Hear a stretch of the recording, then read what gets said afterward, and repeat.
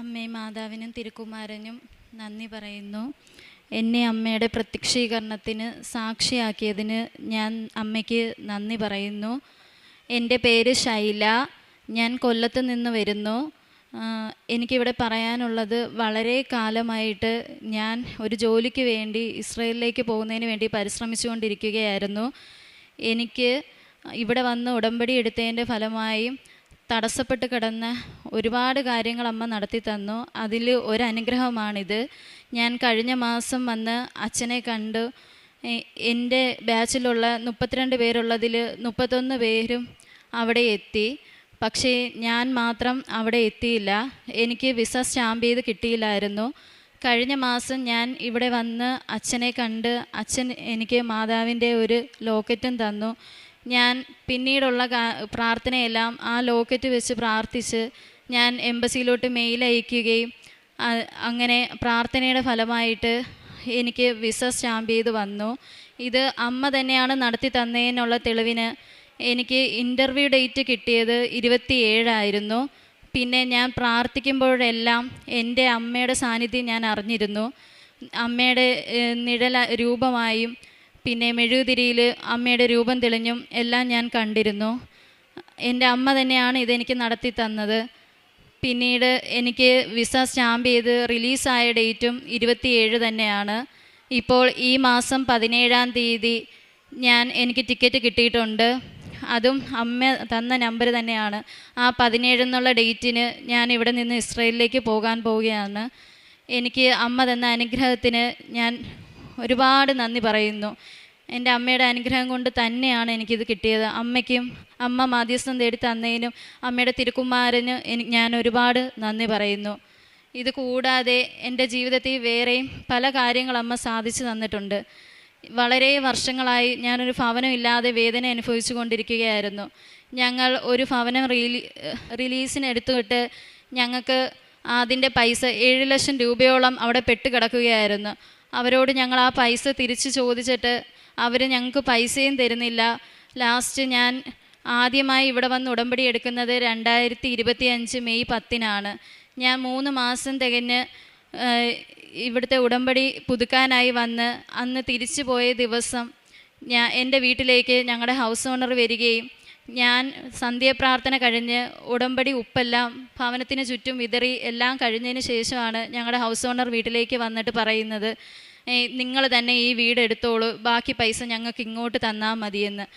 അമ്മയുടെ അനുഗ്രഹത്തിൻ്റെയും പ്രാർത്ഥിച്ചതിൻ്റെയും ഫലമായിട്ട് അമ്മ എനിക്ക് ആ പ്രശ്നത്തിന് ഒരു പരിഹാരം കണ്ടെത്തി തന്നു. ഇന്ന് ഞങ്ങൾ ആ വീട് ഞങ്ങൾക്ക് സ്വന്തമായി, ഞങ്ങളുടെ സ്വന്തം ഭവനമായി ഞങ്ങൾ അവിടെ അമ്മയുടെ പ്രാർത്ഥനകളും കാര്യങ്ങളും ഞങ്ങൾ അർപ്പിക്കുന്നുണ്ട്. എല്ലാ ദിവസവും മുടങ്ങാതെ ഞങ്ങൾ സന്ധ്യാപ്രാർത്ഥനയും ഉടമ്പടി പ്രാർത്ഥനയും പ്രത്യക്ഷീകരണ പ്രാർത്ഥനയും എല്ലാം ഞങ്ങൾ ആ വീട്ടിൽ ഇരുന്ന് പഠിക്കുന്നുണ്ട്. കുടുംബ പ്രാർത്ഥന നടത്താറുണ്ട്. അമ്മ ഒരുപാട് കാര്യങ്ങളിലൂടെ ഞങ്ങളെ നയിക്കുന്നുണ്ട്. എനിക്ക് എന്തെല്ലാം കാര്യങ്ങളിൽ തടസ്സങ്ങളുണ്ടായാലും എൻ്റെ അമ്മ അവിടെ എല്ലാം ഇടപെട്ട് ആ തടസ്സങ്ങളെല്ലാം നീക്കി തരുന്നുണ്ട്. അമ്മയ്ക്ക് ഞാൻ ഒരുപാട് നന്ദി പറയുന്നു. എൻ്റെ ആത്മീയ ജീവിതം എന്താണെന്ന് വെച്ചാൽ, ഞാൻ കൃപാസനം എന്താണെന്നും പരിശുദ്ധ അമ്മ മാതാവ് എന്താണെന്നും അറിയാത്ത കുറേ പേർക്ക് ഞാൻ അമ്മയെക്കുറിച്ച് പറഞ്ഞു കൊടുക്കുകയും ഞാൻ വഴി എൻ്റെ കുറേ ഫ്രണ്ട്സായാലും ഇവിടെ വന്ന് ഉടമ്പടി എടുക്കാനായിട്ട് സാധിച്ചിട്ടുണ്ട്. ഞാൻ തന്നെ കുറേ പേരെ കൊണ്ടുവന്നിട്ടുണ്ട്. അതിനെല്ലാം അമ്മയാണ് എനിക്ക് വഴി ഒരുക്കി തന്നത്. അതിനെല്ലാം അമ്മയ്ക്ക് നന്ദി പറയുന്നു. പിന്നെ ഇവിടുന്ന് കിട്ടുന്ന പത്രം അർഹതപ്പെട്ടവരുടെ കയ്യിലേക്ക് എത്തിക്കാൻ ഞാൻ ശ്രമിക്കാറുണ്ട്. എല്ലാ ദിവസവും മുടങ്ങാതെ ജപമാല എത്തിക്കാനും ബൈബിള് വായിക്കുവാനും ഞാൻ മടി കാണിക്കാറില്ല. പിന്നെ പള്ളിയിലായാലും ആരാധനകളിലും എല്ലാം ദിവ്യപൂജയ്ക്കായാലും ഞാൻ പങ്കെടുക്കാറുണ്ട്. മാസത്തിൽ ഒരിക്കലെങ്കിലും കുമ്പസാരിക്കാൻ മറക്കാതെ ഞാൻ ശ്രമിക്കാറുണ്ട്.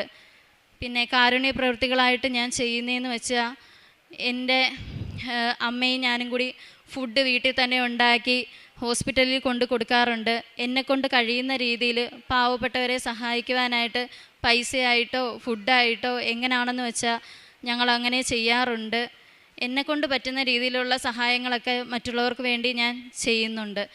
അമ്മയ്ക്ക് ഞാൻ ഒരുപാട് നന്ദി പറയുന്നു, എന്നെ ഇവിടെ അമ്മയുടെ സാക്ഷിയാക്കിയതിന്. അമ്മ എനിക്ക് വേണ്ടി ചെയ്തു തന്ന എല്ലാ പ്രേക്ഷിത പ്രവർത്തനങ്ങൾ, എല്ലാ അനുഗ്രഹങ്ങൾക്കും എല്ലാ കൃപകൾക്കും അമ്മയ്ക്കും തിരുക്കുമാരനും ഞാൻ കോടാനുകോടി നന്ദി പറയുന്നു. യെശയ്യാ പ്രവാചകൻ്റെ പുസ്തകം 41 അധ്യായം 17 തിരുവചനം. ദരിദ്രനും നിരാലംബരും ജലം അന്വേഷിച്ച് കണ്ടെത്താതെ ദാഹത്താൽ നാവ് വരണ്ടു പോകുമ്പോൾ കർത്താവായി ഞാൻ അവർക്ക് ഉത്തരമരുളും. ഇസ്രായേലിൻ്റെ ദൈവമായ ഞാൻ അവരെ കൈവെടിയുകയില്ല ഇല്ല എന്ന ഈ മകൾ അമ്മയുടെ മധ്യസ്ഥതയിൽ ഈശോയോട് ഉടമ്പടി ചെയ്ത് പ്രാർത്ഥിക്കുമ്പോൾ വലിയ നിയോഗങ്ങളായിരുന്നു. ഒട്ടും തന്നെ സാധ്യമല്ല എന്ന് ഉറപ്പുള്ള കാര്യങ്ങളായിരുന്നു നിയോഗമായി എഴുതി സമർപ്പിച്ച് പ്രാർത്ഥിച്ചത്. സമയച്ചുരുക്കത്തിൻ്റെ അമ്മ എല്ലാ അടയാളങ്ങളോടും കൂടി ഈ മകൾക്ക് ഇസ്രായേൽ വിസ നൽകിയെന്ന് ഈ മകൾ ഇവിടെ സാക്ഷ്യപ്പെടുത്തുകയാണ്. ഉടമ്പടിയിലൂടെ നമ്മളെപ്പോഴൊക്കെ പരിശുദ്ധ അമ്മയോട് മാധ്യസ്ഥം അപേക്ഷിക്കുന്നുവോ ഈശോയ്ക്ക് അതൊന്നും നിഷ്ക്രിയമാക്കാനായിട്ട് സാധിക്കുകയില്ല. കാരണം പരിശുദ്ധ അമ്മയാണ് നമുക്ക് വേണ്ടി ജാമ്യം നിന്നുകൊണ്ട് നമ്മുടെ എല്ലാ ആഗ്രഹങ്ങളെയും എല്ലാ സങ്കടങ്ങളെയും പരിശുദ്ധ അമ്മയാണ് നമുക്ക് വേണ്ടി മാധ്യസ്ഥം അപേക്ഷിച്ച് പ്രാർത്ഥിക്കുന്നത്. ശൈല പറയുന്നത് പോലെ എല്ലാ അടയാളങ്ങളോടും കൂടി കൃത്യമായി 7 എന്ന അക്കത്തിൽ എല്ലാ സ്റ്റാമ്പിങ്ങിലും അമ്മയുടെ ആ 7 എന്ന നമ്പർ ഉണ്ടായിരുന്നു. തവണ പ്രാർത്ഥിക്കുമ്പോഴും ഉടമ്പടി 2ാമത്തെ തവണ പുതുക്കിയപ്പോഴാണ് പരിശുദ്ധ അമ്മയുടെ മധ്യസ്ഥതയിൽ മകൾക്ക് ഇസ്രായേൽ വിസ. വളരെ സങ്കടപ്പെട്ട് പ്രാർത്ഥിച്ചിരുന്ന ഒരവസ്ഥയിൽ ആ പ്രാർത്ഥനയ്ക്ക് വളരെ പെട്ടെന്ന് ഉത്തരമുണ്ടായി. നമുക്കറിയാവുന്നതുപോലെ ഉടമ്പടി ഒരു ഉടൻ പരിഹാരമാണ്. അത് ഈ മകൾക്ക് സാധ്യമായതിൽ ഈശോയ്ക്ക് അമ്മയ്ക്ക് നന്ദി പറയാം. അതുപോലെ തന്നെ വലിയൊരു സങ്കടമുള്ള ഒരവസ്ഥയായിരുന്നു. ഇവർ ഒരു വീട് ലീസിനെടുത്ത ആ വീട് ഓണർക്ക് അത് ജപ്തി വന്നപ്പോൾ അയാൾക്ക് ആ 7 ലക്ഷം രൂപ തിരിച്ചു കൊടുക്കാൻ സാധിക്കാതെയായി. ഇവിടെ മകൾ വളരെ സങ്കടത്തോടുകൂടി പ്രാർത്ഥിച്ചു, ഞങ്ങൾ എന്ത് ചെയ്യണം? ഞങ്ങൾ അടച്ച 7 ലക്ഷം രൂപ 1 വർഷം ആ സമയം കഴിഞ്ഞപ്പോൾ അവർ തിരിച്ചു കൊടുക്കുന്നില്ല. അവർ വീണ്ടും അത് റിന്യൂ ചെയ്തെങ്കിലും അദ്ദേഹം ആ വീട് ആ പൈസ തിരിച്ചു കൊടുക്കുന്നില്ലായിരുന്നു. പരിശുദ്ധ അമ്മയുടെ വലിയൊരു ഇടപെടലാണ് ആ വീട് ഇവർക്ക് സ്വന്തമായി ജപ്തി ചെയ്തു പോകുന്നതിന് പകരം അവർ ആ വീട് ഇവർക്ക് സ്വന്തമായി ലഭിക്കാനായിട്ടുള്ള എല്ലാ സാധ്യതകളും പരിശുദ്ധ അമ്മ അവർക്ക് നൽകി. ആ ഭവനത്തിൽ തന്നെ അവർ നേർച്ച വസ്തുക്കൾ ഉപയോഗിച്ച് പ്രാർത്ഥിച്ചതിൻ്റെ ഫലമായി അവർക്കൊരു സ്വന്തമായൊരു വീടാവുകയും ആ ഭവനം വിട്ടുപേക്ഷിക്കാതെ പരിശുദ്ധ അമ്മയോടും പരിശുദ്ധ അമ്മയോടും മധ്യസ്ഥം അപേക്ഷിച്ചുകൊണ്ട് ഈശോയ്ക്കുള്ള പ്രാർത്ഥനകളും നന്ദിയും ആ വീട്ടിൽ തന്നെ അർപ്പിക്കുവാൻ അവർക്ക് സാധിക്കുകയും ചെയ്യുന്നതിൽ വളരെ സന്തുഷ്ടരാണ്. നമ്മുടെ ഏതൊരു സങ്കടവും ഉടമ്പടിയിൽ വിശ്വസ്തരാണോ ഈശോ അവിടെ നമുക്ക് വേണ്ടി അത്ഭുതം പ്രവർത്തിക്കും. കാനായിലെ വിവാഹ വിരുന്ന് പോലെ നമ്മൾ എത്ര തന്നെ ജീവിതത്തിനെ നിറമില്ലാതെ മധുരമില്ലാതെ ലഹരിയില്ലാതെ കടന്നു പോകുന്ന എല്ലാ അവസ്ഥയിലും നാം എവിടെയെല്ലാം പ്രാർത്ഥിച്ചിട്ട് നമുക്ക് നിയോഗങ്ങൾ സാധിച്ചു കിട്ടിയില്ലെങ്കിൽ പരിശുദ്ധ അമ്മ നമ്മോട് കൂടെ സഞ്ചരിക്കുന്നു എന്നുള്ളതിൻ്റെ ഉറപ്പാണ് ഇന്ന് ശൈലയ്ക്ക് ഈ പ്രത്യക്ഷീകരണ സാക്ഷ്യമോടെ ഏറ്റു പറയാൻ സാധിക്കുന്നത്. ശൈലയുടെ ഈ സാക്ഷ്യത്തോടൊപ്പം സമാനമായ പ്രതിസന്ധികളിലൂടെ കടന്നു പോകുന്ന എല്ലാ മക്കളുടെയും കണ്ണുനീരിനെയും സങ്കടങ്ങളെയും വീടില്ലാത്തവരെയും വീടിന് വഴിയില്ലാത്തവരെയും സ്ഥലമില്ലാത്തവരെയും ജോലിയില്ലാത്തവരെയും വിസ പ്രോസസ്സിംഗ് ഭാരപ്പെട്ട് നിൽക്കുന്ന എല്ലാ മക്കളുടെയും നിയോഗങ്ങളെ സാക്ഷ്യത്തോട് ചേർത്ത് വെച്ച് ഈശോയ്ക്കും പരിശുദ്ധ അമ്മയ്ക്കും നല്ലൊരു കയ്യടി നൽകി സാക്ഷ്യം നമുക്ക് സമർപ്പിക്കാം.